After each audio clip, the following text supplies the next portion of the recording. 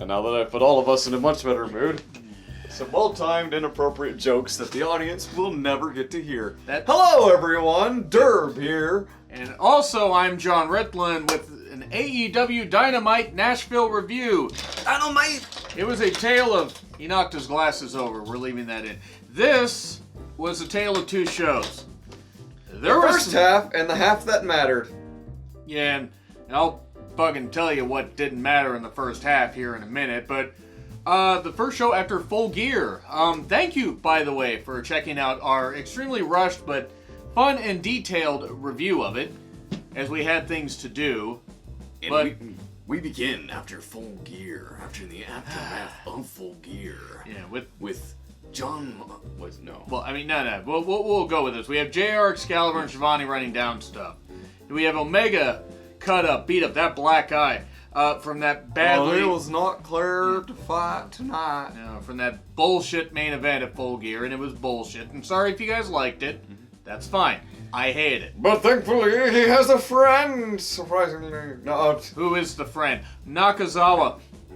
Right, I actually forgot Nakazawa was there because he's so inconsequential. That's what I was gonna say. It was Michael Nakazawa. So John Moxley comes through the crowd and gross.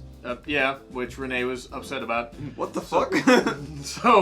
And Nakazawa's there. He throws away the baby oil thing. He is serious. He's super serial right now. Tries to take it to Moxley. He gets the shit beat out of him in a paradigm shit. Which is good. It was a good move. This was fine. This was a great way to establish Mox. Yeah. And he gets on the mic. Does that matter? Does that one matter? That was pretty good. And he puts out a challenge to people. Runs down some people. It's like he wants to fight with somebody. So this was... I guess he's waiting for someone to pick a fight with him. Yeah. He's on a pilgrimage, which means that these blankets are about to be spread. Moving on. Kenny Omega, the best in the world, according to the announcers. Not even top 10. And you can call me a hater if you want. You can like Omega. You can think he's the best in the world. I don't. I'm trying to make sure that people know right off the bat how I feel. Because if there's something that I am, it's honest. Sometimes to a fault. Yeah, it's almost like it's part of the channel name. It is. God, wow. And here comes one of the most embarrassing tag matches to take place this year. This year... on a major wrestling program. And here's who it was. It was Dark Order, who... It's a shit gimmick. Yeah. They're the cultists from Final Sacrifice. That's what they are, and I'm doing that. They're willing to sacrifice. And we have Jungle Boy and Marco Stunt, and it was offensive. This was offensive. I hated it. It was the worst match of the night. There's no real defending that. It wasn't like the worst work match I've seen, but it had nothing that would have made me remember it. I only care about Jungle Boy in this. Dark Order is just an objectively bad gimmick, and Stunt, I don't care, does not belong in a motherfucking ring. Seriously. Mm-hmm. And why did they let Uno talk afterwards? They let Uno talk with his gimps and whoever the hell. Someone has to. That's true. Well, Grayson could talk, but it just, I would say it killed the gimmick, except the Dark Order gimmick doesn't really mean anything. So, he tries to get Marco Stunt to join because apparently they need more idiots on their roster, or in their little gimp gear, and then he tries to get Jungle Boy to join. But then, thankfully, the savior of the Jungle Express, or the Jurassic Express, or whatever the fuck they're called, Luchasaurus is back. You bet Jurassic can! Come back from injury? Yeah, it's alright. That was good. This was good. This was good. He lays everybody out. Oh my. Lays out all the gimps. Takes out 3 of them at once. Lays out Stu, don't call me Dick Grayson, with a choke slam. Good. At least Luchasaurus saved this. Nothing against Jungle Boy, but it's just this match was just bad. If this is what they're gonna present, and I'm talking match quality, they're gonna lose viewers to NXT. You can have comedy, but this just wasn't funny. Yeah, because you gotta put your A game out. Yeah. And this wasn't it. gets done out of the fucking ring for good. Anyway, so we get Shawn Spears. Although I guess it did make people more excited to see Luchasaurus come back. And that's fair. Once they got to the end game, Luchasaurus being there was fine. Him laying out everybody was fine. And I have no idea why Evil Uno would want to recruit Marco Stunt unless he wanted someone to use as a weapon. Take one motherfucker and beat a motherfucker with it. That's about his most useful trade. But anyway, Shawn Spears with Tully Blanchard versus Peter Avalon with Leva Bates versus Darby Allin. With the skateboard. Aubrey is there. Yeah, so the skateboard. The skateboard, by the way, was more useful than Leva Bates was at ringside. I'm sorry. Leva Bates, I'm sure, is a lovely person and seems to have passion for wrestling. She doesn't have the ability to really do anything. Well, let's get to the match. Because Leva Bates really didn't do anything for this match anyway. So. Well, neither did Tully, to be fair. Yeah, he was just also there. This match was poorly constructed from the get-go. Yeah. I would have much preferred to see a match between Darby and Spears. Have it end on a DQ or something like that. Because... Or have someone else interfere, like have Moxley interfere.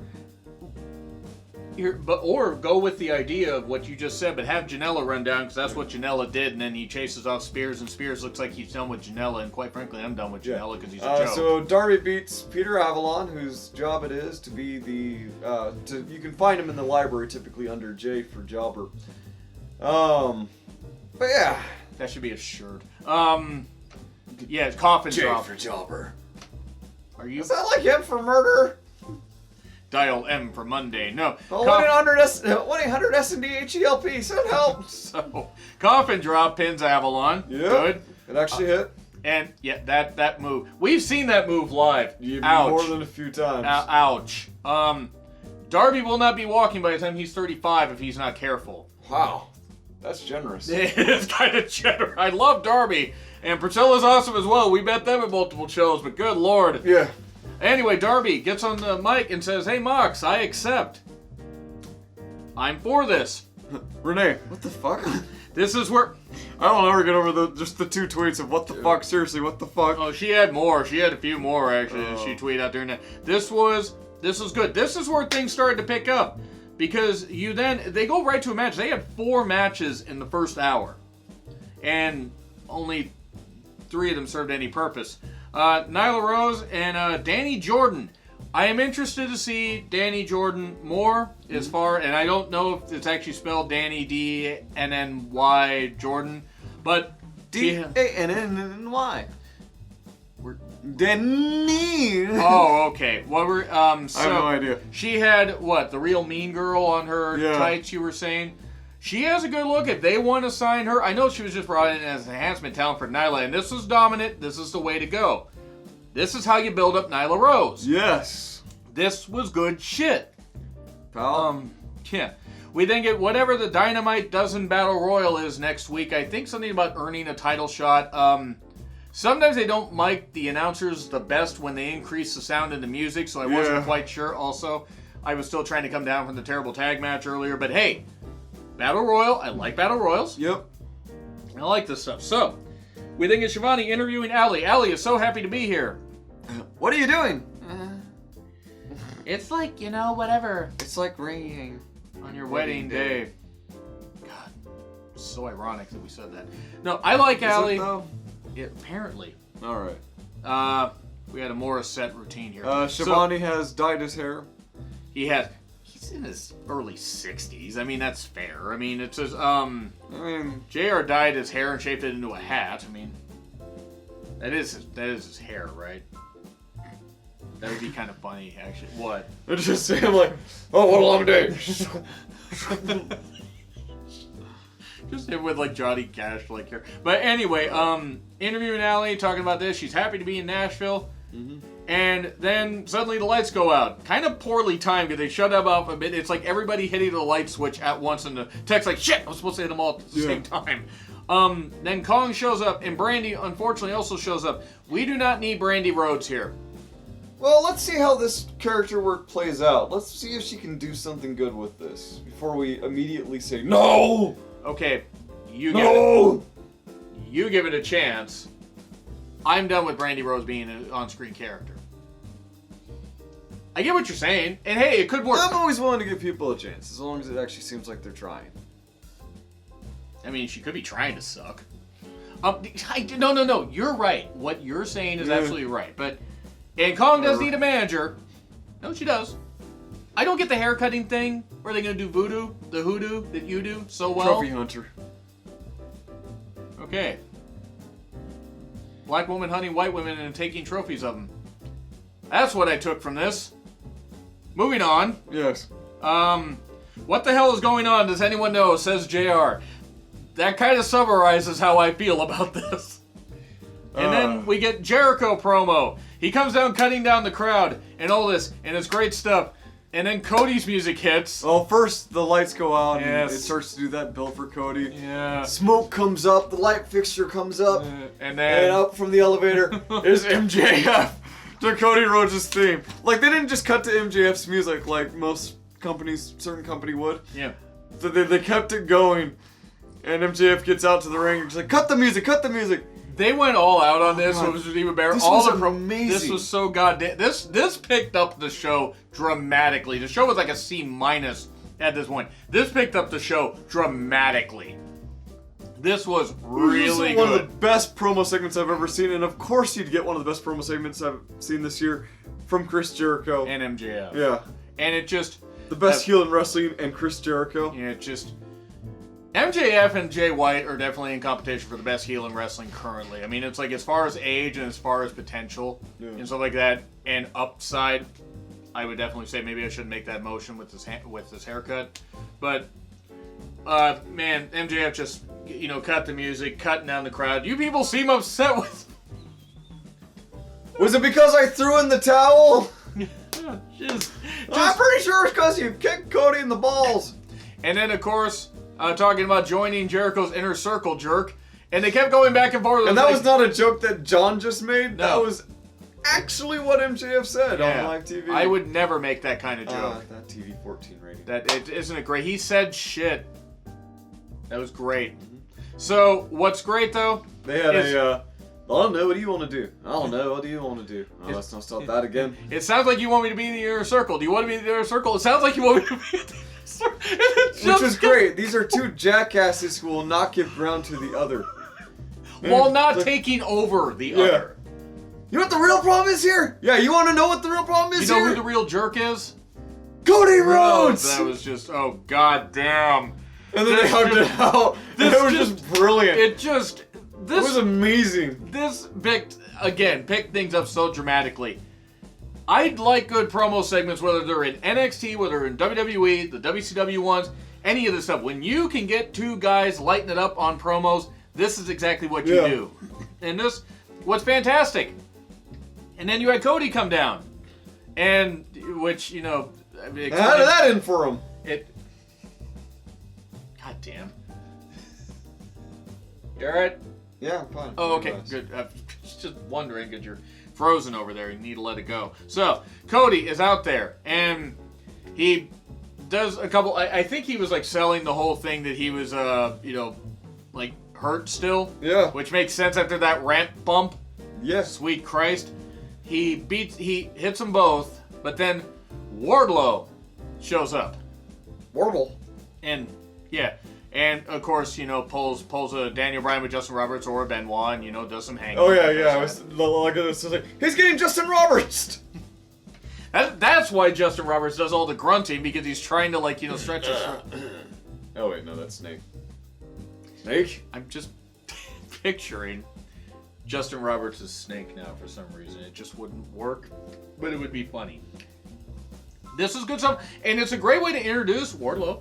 Yeah. Which is a dumb name. I'm sorry. It's a really dumb name, but... My name's Wardlow. Your days are over. Do you just intend to work a Kung Pao reference into every review? That'd be the... Your days are over, mister. Yeah, but you basically did the... You know what? I'm just going to take that as a yes. Yes. Okay. And not shocking. I am great magician. Anyway. He quotes that all the time. I do.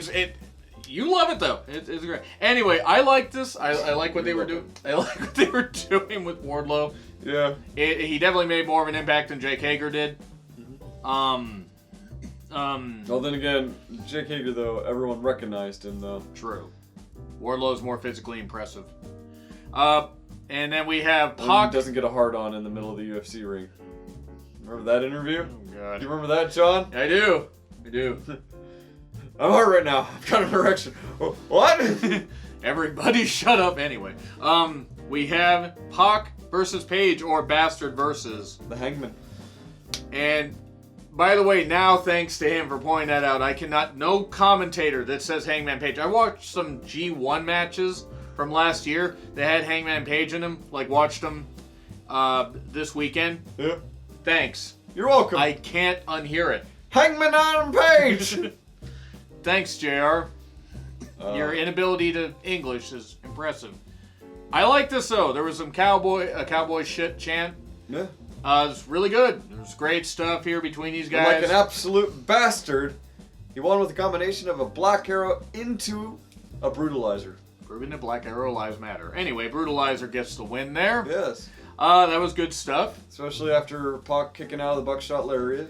Which was impressive. And that Buckshot Lariat is just impressive. I mean, Paige ain't gonna be Of able course, to do... Pac's selling it, though. Oh, dear. Just selling that one super kick where he falls out of the ring. Yeah, like, oh. Well. But yeah, Pac wins. Yes. So we could be seeing Pac challenge for a championship at some point. I hope Maybe. so. But it would have to be against a face champion. You It can't would. have him facing off against Chris Jericho. no. Though I think Pac could be the bigger bastard of the two. True, but, you know. Oh, no, I agree with what you're saying. We then get a backstage segment where the Bucks and Santana and Ortiz are proud and powerful. And they're all fighting. And this went on for quite a long time. There was a funny moment, though, where one of the Jackson 2 got kicked into the janitor's closet or bathroom, whatever the hell it was, and just Orange Cassidy was just standing there chilling. And Ortiz is just like, closes the door. I mean, just why was he in the janitor's closet? Why? Because some I mean, bald guy on the internet was telling him to stop showing up in the ring. I don't think Cornette is you mean me. Yeah. You mean me, don't you? If I have that kind of influence on anybody for them to change their style, then there is something wrong with this world. No, I don't like Orange Cassidy. But let's focus on what isn't. They kept brawling. Yeah. They kept brawling. They brawled to the ring during the commercial break. And I think it was Santana got the spray paint and sprayed the O, and my first reaction was, O spots the mark. And also, one of the Bucks goes through that stage. Yep. And shout out to Bobby on Twitter where he called it a buckhole. That's good stuff. Them balls was hot, and that's why he kept swinging them. Anyway, Brandon Cutler comes out to try and help. And what does he do? His best. Private Party also comes out. By the way, this was 2 Puerto Rican men beating up 2 Caucasians in Nashville, news at 11. But anyway, Private Party does show up to go ahead and try and confront Santana on Ortiz. It sounded like you said Santana on Ortiz. No. Okay. Anyway, crowd super hyped for Private Party. They were. And we're gonna be getting that match next week. We will. I want to make mention before we go to the main event. They need to cool it with the brawls. You can't have a brawl for all of it. I should have expected you were going to do that. I'm surprised you didn't make that joke. Yeah, I tried to be perfectly honest. Try to push that out of my mind. Russo should have been in the ring so he could have gotten knocked out. But anyway, it's a shoot, bro. Not that he's ever been in a fight in his life, but this. They need to cool it on the brawls because if you have a brawl every week, then it gets desensitized. Yeah. It's like having the lights out matches. They've had since All Out? They've had a lot. Yeah. Since TV, they've had, even if they've been on AEW Dark, excuse me, you can't have them forever. You gotta cool it. Yeah. Use them sparingly. Use them like once every couple months, and then okay. But if you're using them every week, and you're having a brawl every week, you're gonna burn out on this stuff. Yeah. So. Or you start with small brawls and work your way up to a big one, and that will cap off before pay-per-view. And who doesn't like a nice pair of big brawls? Moving on. SCU with Christopher Daniels at ringside, so Scorpio Sky and Frankie Kazarian versus Chris Jericho and Sammy Guevara with Trump supporting Hager. Yeah. And this match started off a little off due to Chris Jericho and Sammy Guevara not really melding together well at first.